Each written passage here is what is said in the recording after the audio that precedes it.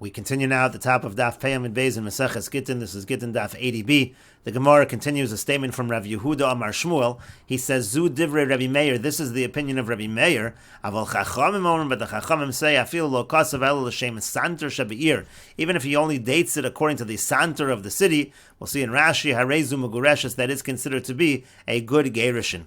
Rashi explains, Zu divrei Rabbi Meir, to get nifsal mishum shalom malchus, meaning Rabbi Meir is the one that says that a get is possible because you wrote the wrong kingdom in there, because we want to make peace with the government. But according to the chachamim, even if he dated according to the santer, Mefarish b'Baba Basra bar Machvina zokein hamemuna lios baki benachal as gevul. We're talking about an elder who is appointed in terms of the various boundaries of the city, Sadek Kolish v'ish, where the field of this person is and that person is. Even if you wrote it according to his time that he was working in this area, that would be considered a good dating of the get. It would be considered to be a good gerushin.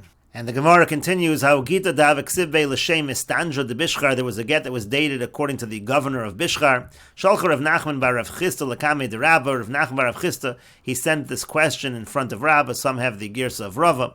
Ki agav namai. In this case, what's the halacha? Is that considered a good dating of the get or not? Shalach le, he sent to him, in such a situation, afilu Rabbi Meir modi. Even Rabbi Meir would admit that it actually is okay. My time, and what's the reason? Me'osa malchusu, because the governor of Bishchar is part of that particular kingdom, so therefore it's considered something good.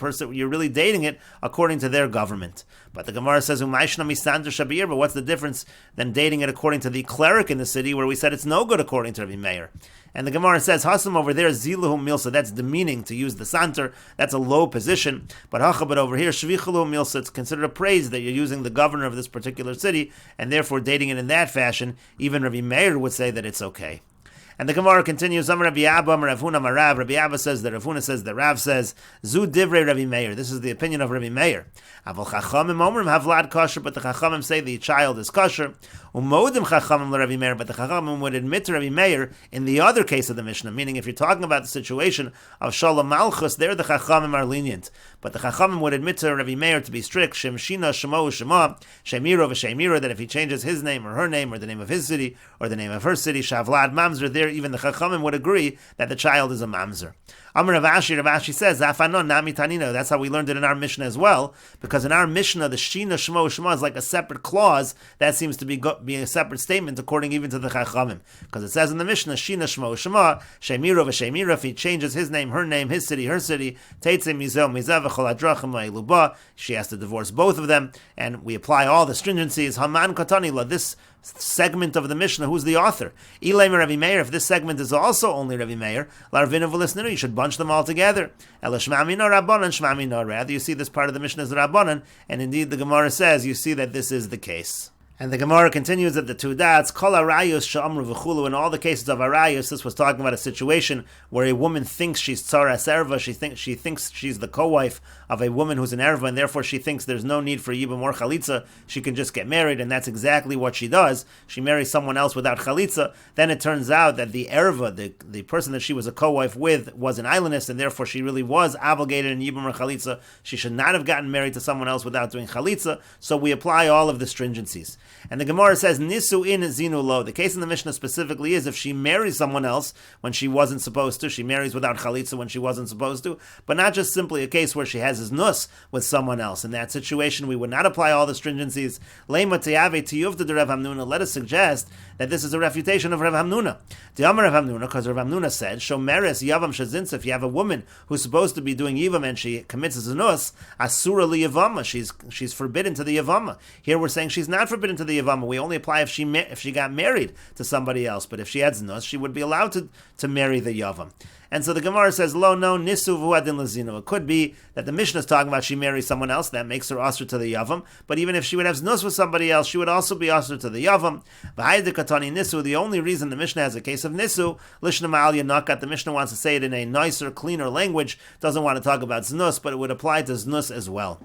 V'ika di'amri. Some have the version as follows: nisu v'uadin lazino. zinu. On the contrary, we initially think that the Mishnah says she married someone else, but the same would be true if she had znus with somebody else. Leima Messiah leila Rav Hamnuna. Maybe we should say that the Mishnah is a support for Rav Hamnuna. Da'amar Rav Hamnuna shomeres yavam shezinsa asur yavam, because Rav Hamnuna said if a shomeres yavam commits znus, she's not allowed to marry the yavam. She can't do yivam.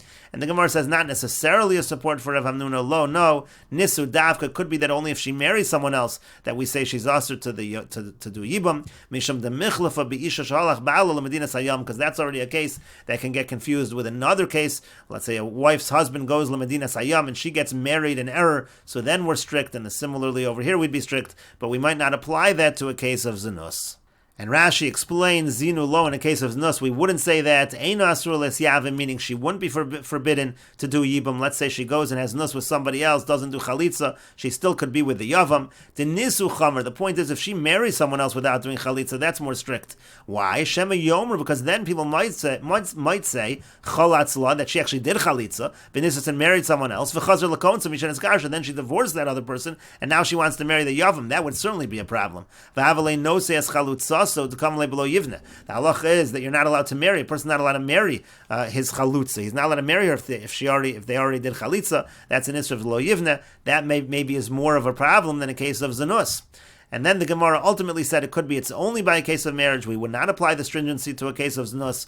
Why? Because if she married someone else without chalitza, that's already similar to a wife or when her husband travels overseas. And they tell her that her husband died. She thinks her husband died. And then she gets married. We say that she's not allowed to marry the original husband should he come back.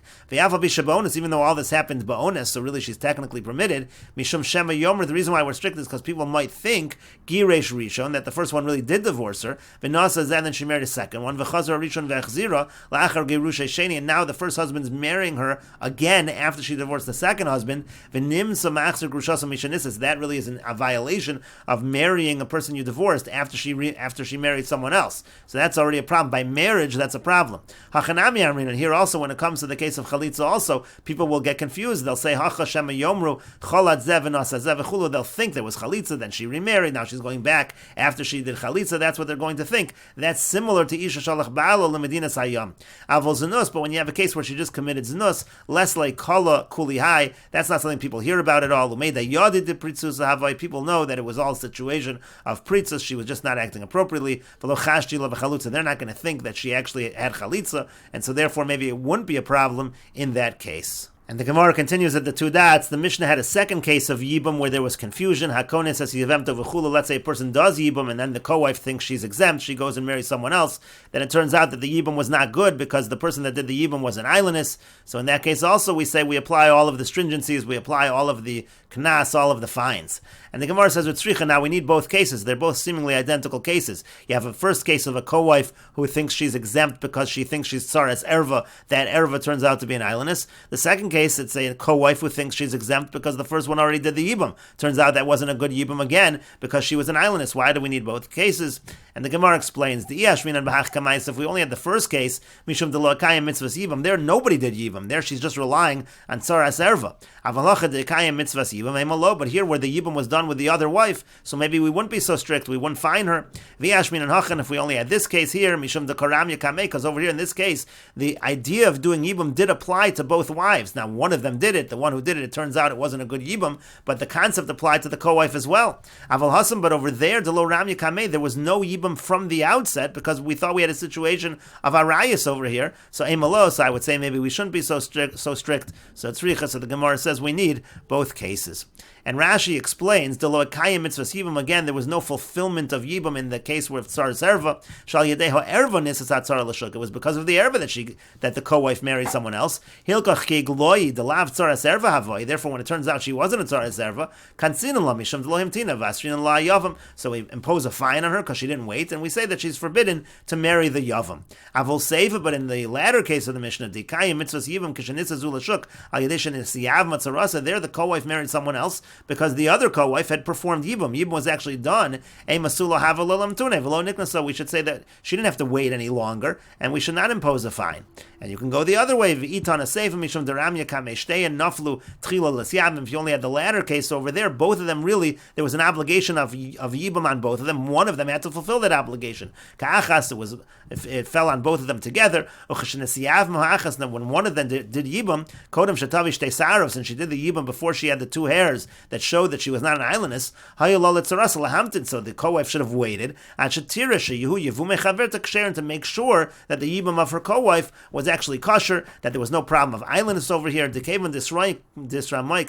since the chiyuv of Yibum fell on both wives, so she has to make sure that she leaves the obligation, that there's a good Yibum done by her co-wife. But in the case of Tzaras Erva, from the very outset the co-wife thought she was exempt from Yibum, because the other co-wife is an Erva, and that should take away the whole obligation. She didn't have to think of this, that maybe there'd be a problem of islandess, and she wouldn't have had to think to wait. Maybe the Erva will turn out to be islandess. Since again, it was totally out of her mind, there is no Yibum here, so she didn't think of that. So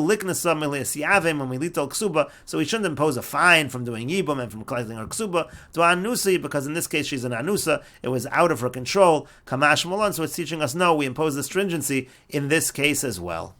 And the Gemara continues at the two dots. The Mishnah said, "Kasav hasofer v'tav v'nasan get leisha v'shover v'chulu Rav Elazar Omer im la'alter yatzav v'chulu." So again, it said the scribe accidentally gave the documents in the reverse. He gave the get to the wife, and he gave the shover to the man, and so it turned out that the wife gave the get to the husband instead of the other direction. And so then we had a shita in the Mishnah of Elazar who said it depends. If it's immediate, so then we're strict, but if it's not immediate, then we're not strict. And the Gemara says, "Hechi dam la'alter v'hechi dam la'achar zman." What do we mean by immediate, and what do we mean by a time delay? Amar Rav Yehuda, Amar Shmuel. Rav Yehuda says that Shmuel says, "Kozman sheyoshvin v'asukin ba'oso inyan." If they're still dealing in terms of the actual matter of divorce, zeu la'alter. That's called immediate. But once they get up and the divorce as the proceedings have concluded, zeu la'achar zman. That's called la'achar zman. Ravada Barava, and Ravada Barava says, "Lo nisis zeu li'alter." It really means as follows: if she didn't yet remarry based on this get, that's still called immediate. Nisis, but once she uses the get to remarry, zeu li'achar zman. That's called li'achar zman. That's Ravada Barava's opinion. And the Gemara continues to now, we learned in our Mishnah, the way it's phrased in our Mishnah is, Lo kol menu min harishon la'abid zuchuso shel sheni. It says that the first husband is not allowed to go claim the documents were switched and mess up the second husband. And the Gemara says, B'shlamel Rav Ada bar Rava. That makes sense. That line in the Mishnah makes sense according to Rav Ada bar Rava. Hainu dekatani sheni. That's why there is a second husband. Because the whole case over here is she remarried. That's what la'achar zman is. A time delay means she married a second husband, and that's why we're talking in the Mishnah about a second husband. El l'shmuel my sheni, but according to Shmuel, why are we mentioning a second husband? Who says there even is a second husband in this case? And we will continue with this discussion in the next video on Daf Pei Aleph Amud Aleph.